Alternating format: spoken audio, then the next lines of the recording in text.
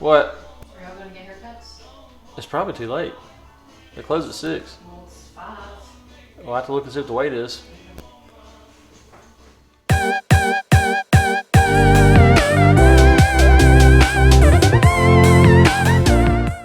Finally on to the main wiring of the Humvee. So I've got 2 electrical systems on the Humvee, not 4, 2.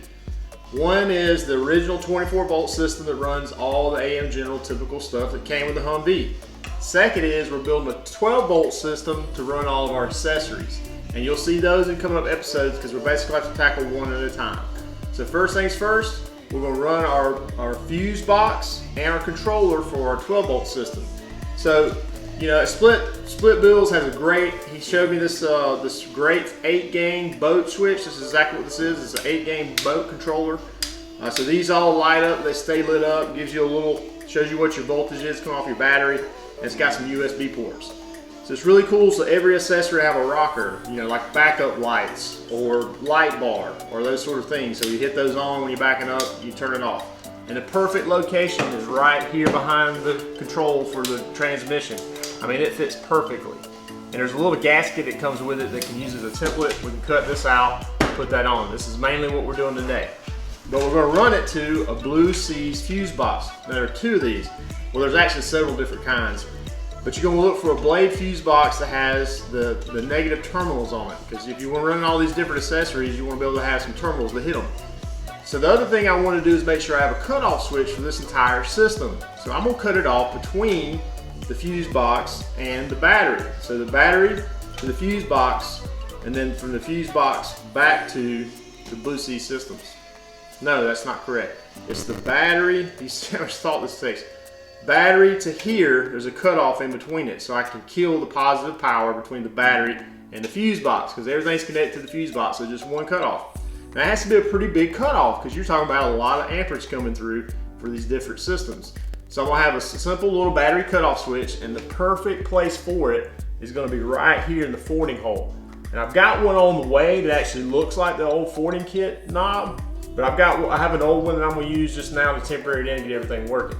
This is what we're gonna focus on today. Getting the fuse box and the gang switch installed and getting it all powered up. A lot of work, let's get to it.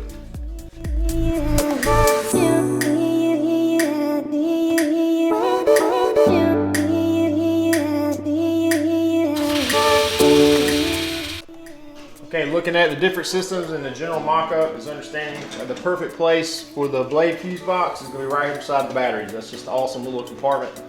Not much else can go in there. It gives us plenty of room to put any extra cable in. Puts us right next to the batteries. So we got some little battery terminal leads. Got these from O'Reilly's. So that'll connect to the negative side and go to one of the negative batteries. Again, since you have 2 12-volt batteries in series to make a 24-volt system for the Humvee, we're only going to connect to one battery. Don't connect to opposite 2 batteries, you can get 24 volts. So we'll just connect to one. We're going to pick the one closest in. So I got a 12 volt that's going to go to the negative side back terminal, or got a negative terminal going to the negative side of the battery. Then I've got a positive terminal that's going to go from the battery over to my kill switch. And here's the kill switch where I can disconnect, basically like that. It's going to go like this. Fuse box, lead, kill switch, back to the battery. And then when we want to kill the power, we just pull this plug out and we're out of there. This is actually 1.4 boat, and then, you know, we'll take all this off. But anyway, when you want to get in and go, turn it back on, you got all your power to your accessories. Maybe you don't want power to your accessories. Maybe you're going deep fording or something, you will get all nasty and dirty. Kill your system so you don't burn anything. Don't get all hung up on a little fusible wire that comes with a positive cable.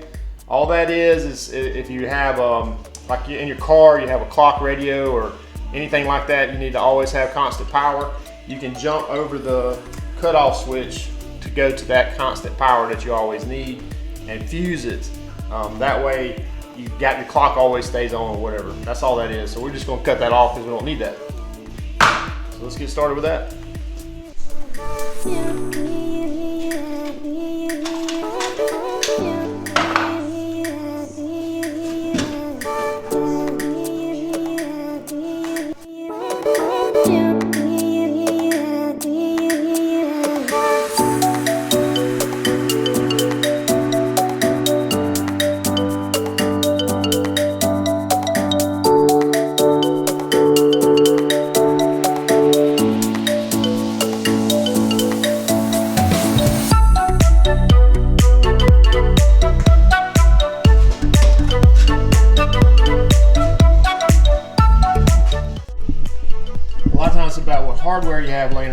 I had these little, I'll show you right here.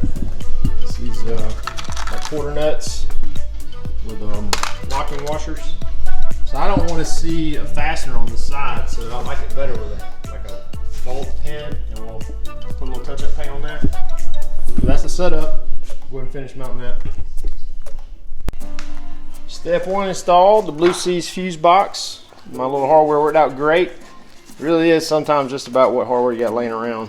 We're going to have to do some touch-up paint on the back. So it's got this awesome little cover. Nice clean. Oh, the yellow matches. So now we'll hook this up to the battery and then we'll mount a kill switch. Okay, gotta share something with you. So I'm running my disconnect switch. You might not be able to see it. I got it right here. Disconnect switch. So this lead goes to the positive cable on the battery. This lead goes to the positive side of the Deep Sea Blue Seas fuse box. So I had to change the fuel filter anyway. So I took the fuel filter off, moved it out of the way to be able to get to the deep Fording kit location. Well, guess what? Something was in the way. And it was actually the control module for the Deep 4. It's right there. Only thing that's missing is the knob that I found when I was cleaning up the truck. Again, goes to show you, save everything you find in this truck, because apparently demilitarization is unscrewing this, chunking it into the back, and moving that over to the side under the fuel filter. So if you bought one of these recently and you wanted to get a Deep Ford kit, I would check behind your fuel filter first. I got to go with putting this back in. I mean, it's there. So that means I got to find another location for the cutoff switch. And to be honest with you, it's kind of tough to get back down behind there and do it anyway. So we'll find somewhere else to put it, but that's pretty cool. We're gonna hook this back up right now.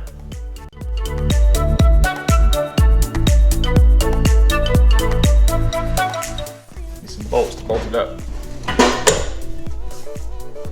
Check it out. It's like finding money. That's so cool. You struggle what to do with that hole, why not just put it back like it was?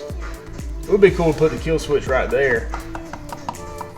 So now I'm gonna find a location for it. I'm not sure because that's really hard to get to. It's really hard to reach behind. We'll figure it out. I'm gonna go with this location right here. I do like it, and it's actually not that hard to get to. It doesn't interfere with the engine cowl cover. And I guess what I want it to do is be off in that position and on in a straight up position. Like that.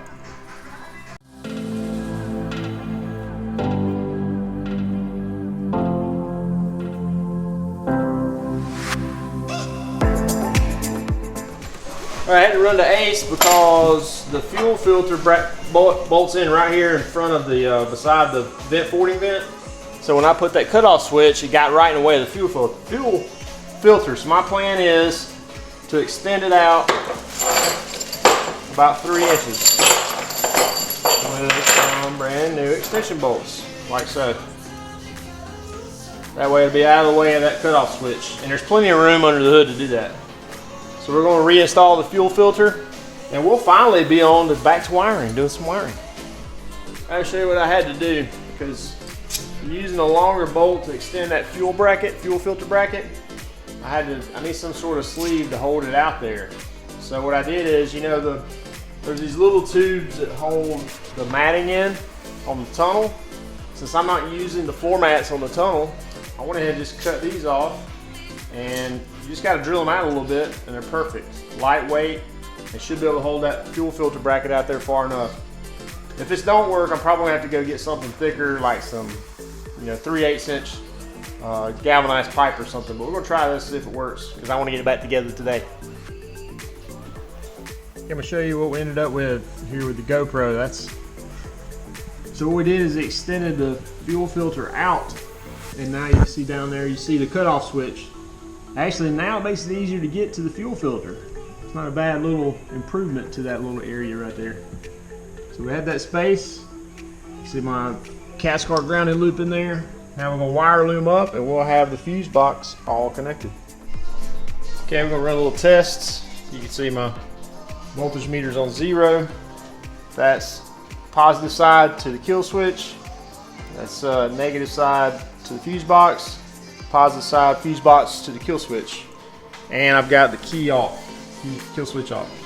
So what I'm looking for is that we have 0 reading across the fuse box. 0s. Let's go turn the switch on. Switch is on. Nothing sparked. Thank goodness. And we got 12 volts. Oops. 12 volts, 12.35 volts. Kill switch is in, fuse box is hot. Now we wire up the control panel. Now that we have power to the fuse box and a way to cut it off to work on it safely, we can put our control gang in. 8-gang control panel. It's gonna go right here. So what's nice about it, they send this little gasket that we'll use. So obviously it has to fit inside the gasket. So one problem with using black, you gotta use a white paint pen to mark out anything you're cutting. But we're essentially gonna have to cut a rectangular hole right here. So I'm gonna center it up, mark it, and we'll cut it out.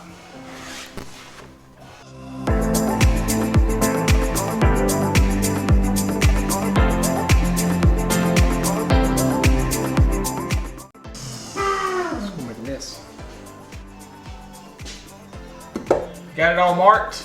Now it's time to cut it out. What I like to do is drill in the corners so you got a nice clean cut to go to when you cut the sides. So we'll drill all 4 corners and then using the cutoff wheel we'll cut this out. Safety.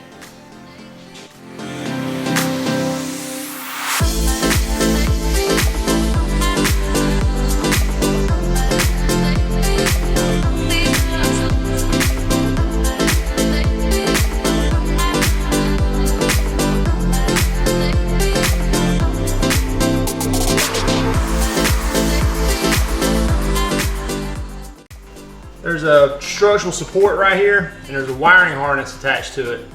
Luckily, it's attached right here, and there's some space, and I can't get all the way through it with a grinding wheel, so I have to sawzall it. So we're going to go ahead and take that harness off so we don't cut it, get the sawzall off.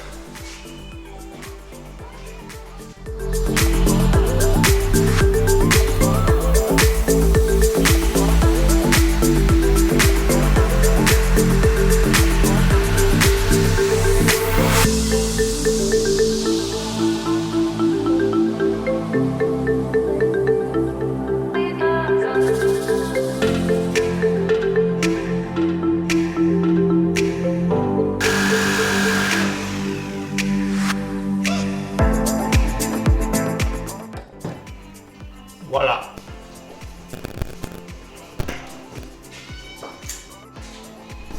Let's see what we got. So, you know, if I made the hole as big as the gasket, it should fit just fine because the only thing that's near that edge are these 2 switches on the end. So I went ahead and kind of ground it down just a hair here.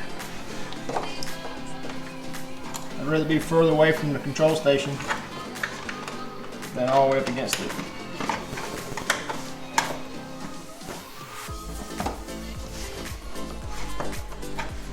I'd say that is a perfect fit.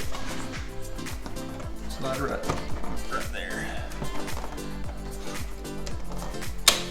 Still a little tight. Need to shave it on this side here. You screw it down. Looks good, doesn't it? I think it works great.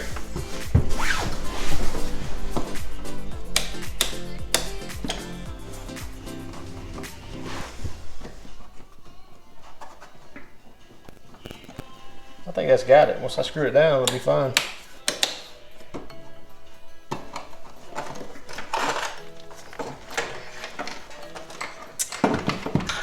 Now start wiring everything from here to the fuse box and then to each accessory.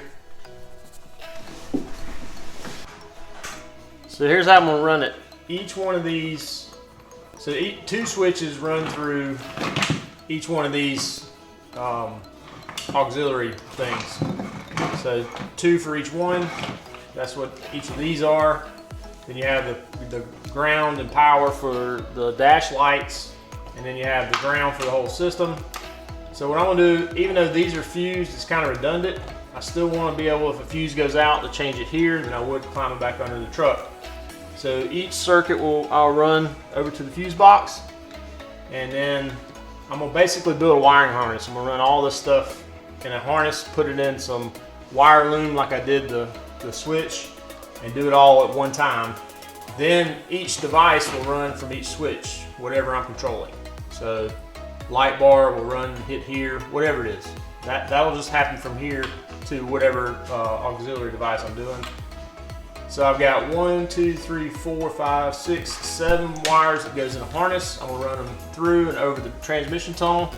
They'll come through this hole here around the batteries and through a hole down here at the bottom where the NATO slave cable is. So I've already got a mock-up. I got my length here figured out.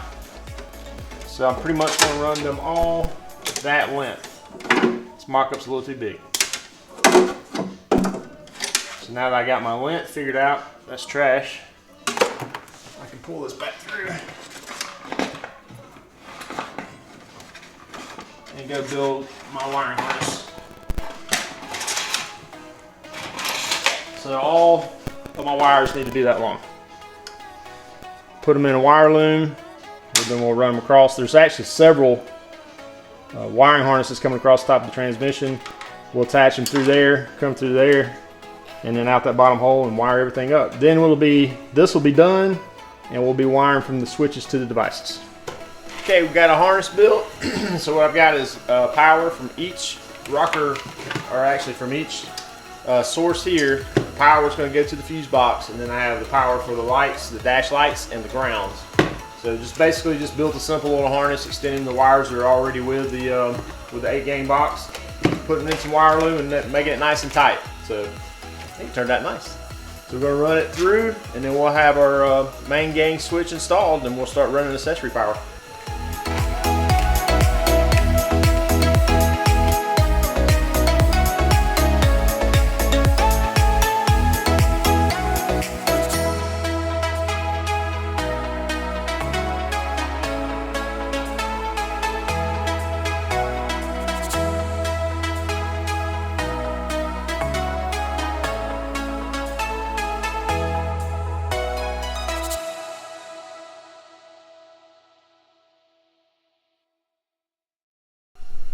Okay, got it routed through, so across the tunnel above the transmission, came out this same hole down around the batteries, and then through the NATO slave cable hole, and there we are. I guess the size is just right. So now we'll hook up the fuse box, and then that'll be the main power distribution complete. Now we got everything terminated to the fuse box. One thing I did do, you notice they're all 15s. Over on the main power coming from the 4 main power for each switch has, so 2 switches go to each group, and that one group had a 15 amp fuse in it, so I swapped that out for a 30 amp because if a fuse blows, I want it to blow here. So it's got 30 amp to there, so it's like double protection. 15 amp here. If I blow a fuse, I have to come here and won't have to take that back out. So now everything's connected. So the trick is to see if we turn our main switch on that we connected over here, the dash light should light up. So let's see what we got.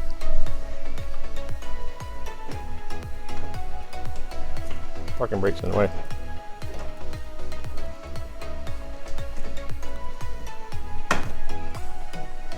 Haha. There we go. 12 volts, dash lights are installed, all working. So it's as simple as hooking an accessory up to here and it should work. So you see what I mean by it stays on all the time? That's why we have to have a little kill switch. Nice, did. Perfect. Hope you enjoyed that.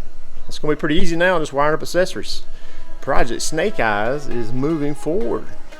You're gonna like the first accessory I installed.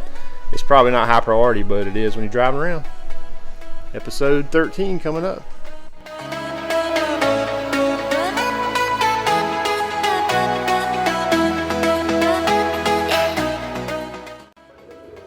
Why pugs hate vacuum cleaners.